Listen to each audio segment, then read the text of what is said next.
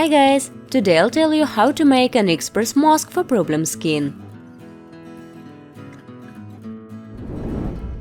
To prepare home remedy you'll need 1 red radish and a tablespoon of milk.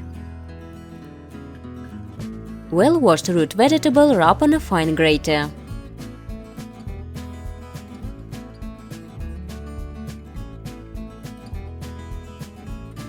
Add milk to the resulting mass.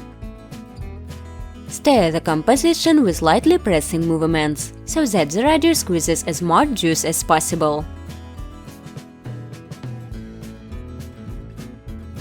Dampen a cotton pad in a milky radish blend and wipe cleansed face skin. After 20 minutes, wash your face with cool water.